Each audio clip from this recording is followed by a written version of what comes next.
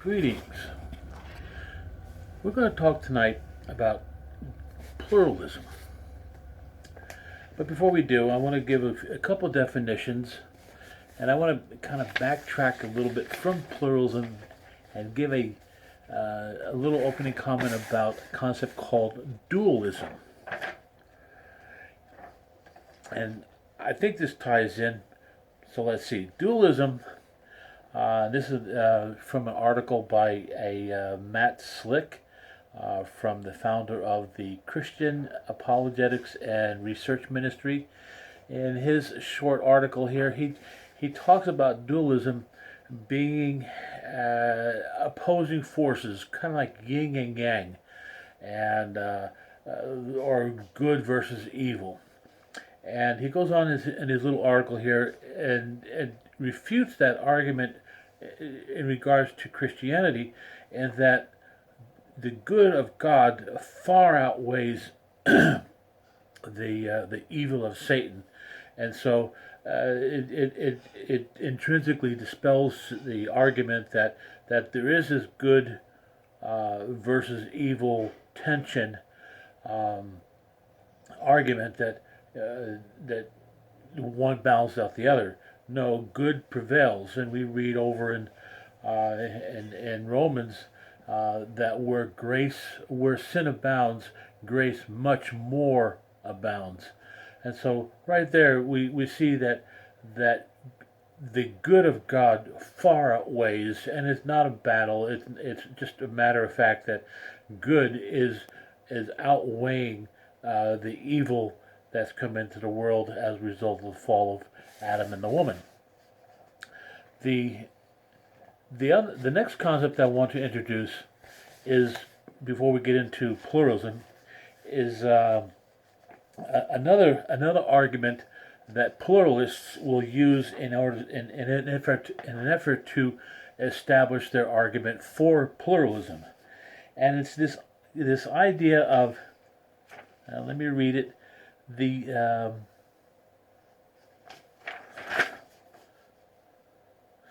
The law of non-contradiction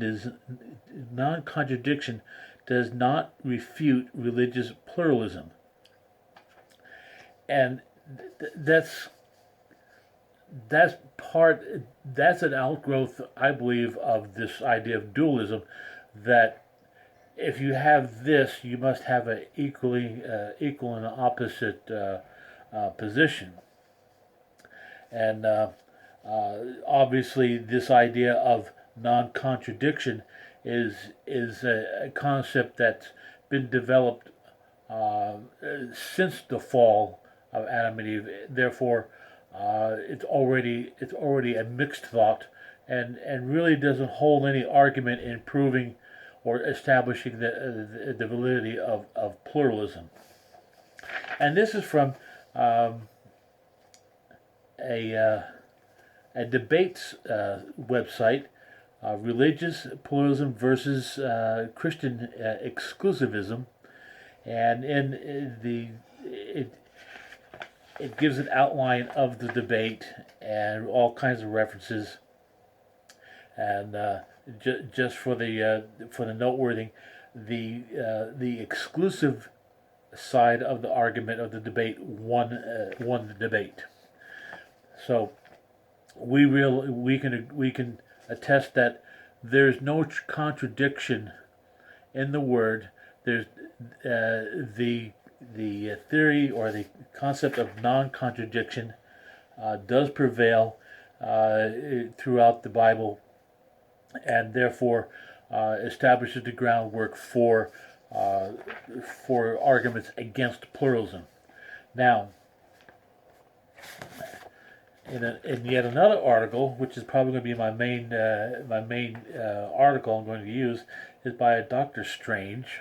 Okay, it's titled "Christian Uniqueness, Pluralism, and Theology of Religions."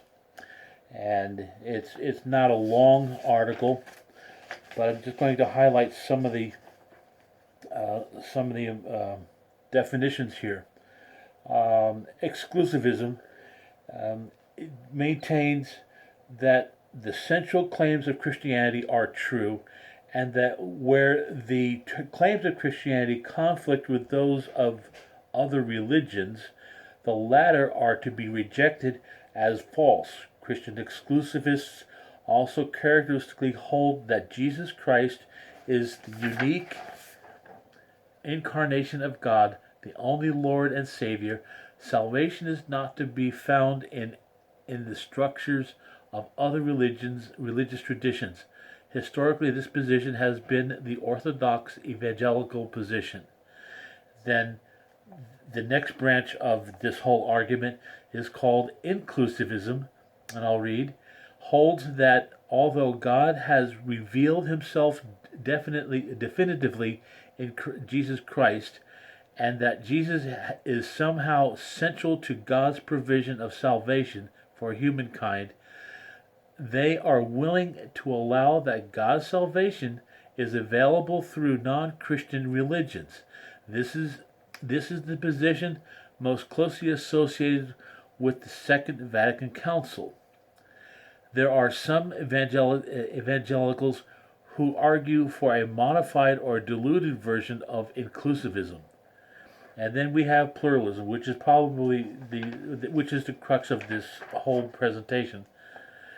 Pluralism, and I'll read, parts company with both exclusivism and inclusivism by rejecting the premise that God has revealed himself in any unique or definitive sense in Jesus Christ. On the contrary, God is said to be actively revealing himself in all religious traditions. Christian faith is merely one of the many equally legitimate human responses to the same divine reality. John Hick is the most well-known figure from this position. Others include Peter Knitter, Dan Cohn, Sherlock from a Jewish perspective, and the Dalai Lama from the Tibetan Buddhist perspective. Rather than seeing these three positions as being tightly defined, if one is to persist with this typology, then it is perhaps more helpful to see them as 3 points of reference on a wide spectrum. Such an approach takes into account many positions that appear to fall in between the three defined points.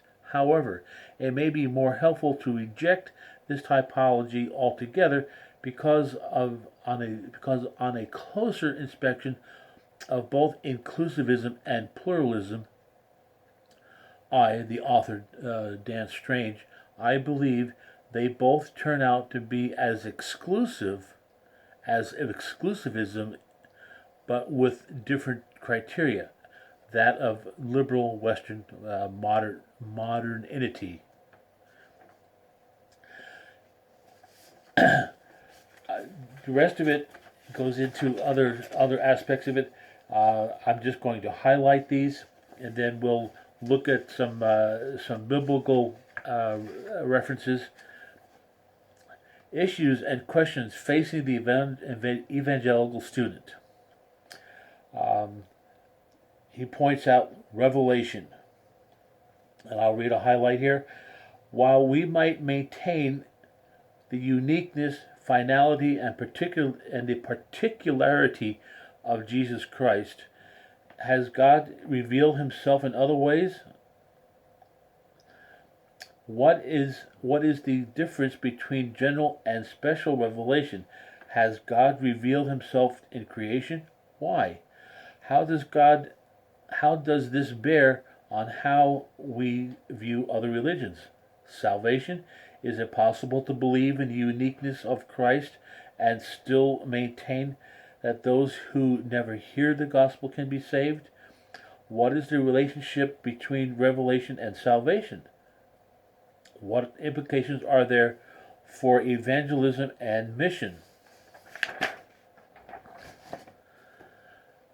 Then there's the aspect of religion. If other religions are not paths to salvation, then what are they? Do they contain any truth? Can people from other religious traditions do good? Are other religions demonically inspired? Are they human constructions? Are they all three? Evangelism, dialogue, and tolerance. How far can we go in tolerating others without compromising our own beliefs about Christ? Do we affirm the good in other religions? Is this what Paul was doing in Acts chapter 17 or not? Should we take off our shoes in a Sikh temple as a mark of respect? Can there be any such thing as interfaith dialogue? How do we discern what is cultural and what is gospel? These are things that we need to consider as a Christian and a Christian apologetics. How do we confront these issues? How do we develop a viable apology for the Christian faith in these situations? He goes on in this article, and I'm going to try just to read the highlights here. Towards an evangelical theology of religions, and he lists 4 or 5 points, and I'll just read the highlight that he has. Christians worship a triune creator God. Christians worship a triune creator God who has chosen to reveal himself to mankind universally. Christians worship a triune creator and redeeming God who has chosen to reveal himself to mankind, particularly and uniquely in Jesus Christ. Christians worship a triune creator and redeemer God who has chosen to reveal himself savingly to mankind through particular revelation and who calls believers to share the good news of the gospel with all people. And again, that's an article by Dr. Strange, certain highlights, quotes that I've made out of it. Now I want to discuss a couple scriptures in the Bible. One is probably as far from Acts chapter 17 as we can get, and perhaps a controversial view for some of us. But I am going to contend that God is the greatest apologist of all.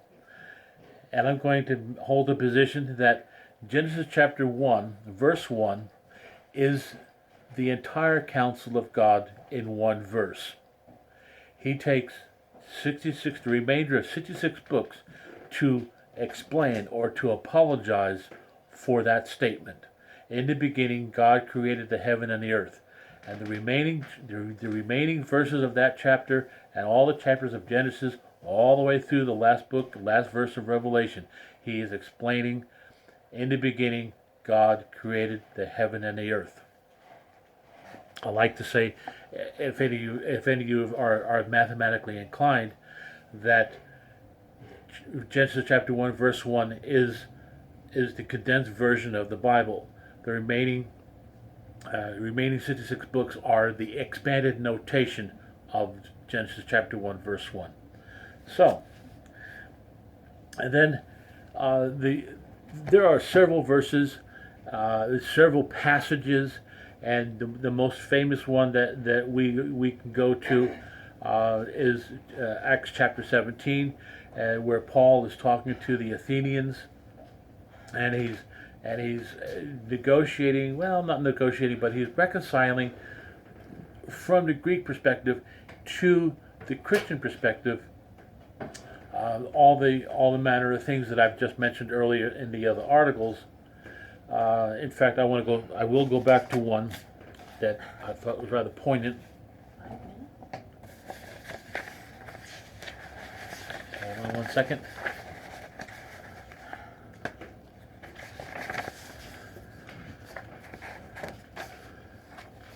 Hold on one second. Okay, here it is.